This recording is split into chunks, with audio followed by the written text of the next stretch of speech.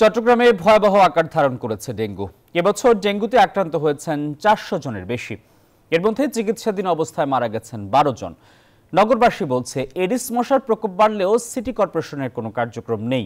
তবে city corporation বলছে, মশা নিধন কার্যক্রম চলমান রয়েছে। ডেঙ্গুর লক্ষণ দেখা মাত্র হাসপাতালে আসার পরামর্শ দিচ্ছেন চিকিৎসকরা। রতন দাসের ছবিতে চট্টগ্রাম থেকে নয়ন বড়ুয়া জয়ের রিপোর্টে বিস্তারিত। মাত্র 1 মাস পরে সন্তান জন্ম দেওয়ার কথা ছিল কলেজ ছাত্রী উম্মে হানির। সন্তান ভূমিষ্ঠ হওয়ার আগেই ডেঙ্গু তার প্রাণ কেড়ে নিল।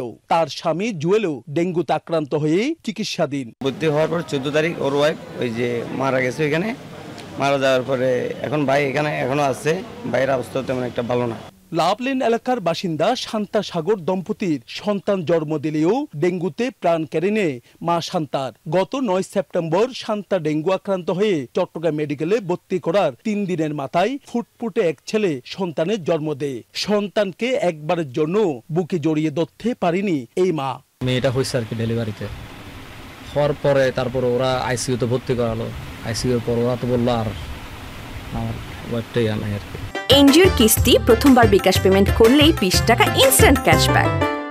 নগরবাসী বলছে, এডিস মশার উপদ্রব বাড়লেও নেই মশক নিধন কার্যক্রম। সিটি কর্পোরেশনের উদ্যোগটা যদি আরো একটু উন্নত হয়, কোনো ডেঙ্গু রোগী আর মারা যাবে না।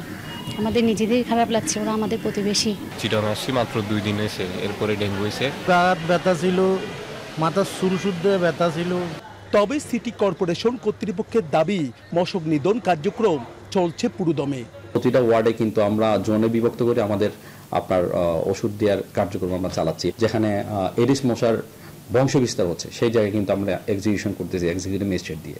আমরা ইতিমধ্যে প্রায় 40টা মামলা হয়েছে, আমরা 15 লাখ টাকা জরিমানা করেছি। ডেঙ্গুর লক্ষণ দেখা দিলেই সাথে সাথে হাসপাতালে আসার পরামর্শ দিচ্ছেন চিকিৎসকরা। এই সিজনে এখন পর্যন্ত 10 জন ডেঙ্গু রোগী আমাদের এখানে মৃত্যুবরণ করেছে এবং আমরা চেম্বার সহ অন্যান্য যেসব জায়গায় দেখতে পাচ্ছি তাতে আমরা এখন কিন্তু ডেঙ্গুর প্রকোপটা অনেক বেশি বলে আমাদের কাছে মনে হচ্ছে। ডেঙ্গু প্রতিরোধে সচেতন হওয়ার পরামর্শ দিচ্ছেন বিশেষজ্ঞরা। নয়ন বড়ুয়া জয়, নিউজ 24, চট্টগ্রাম।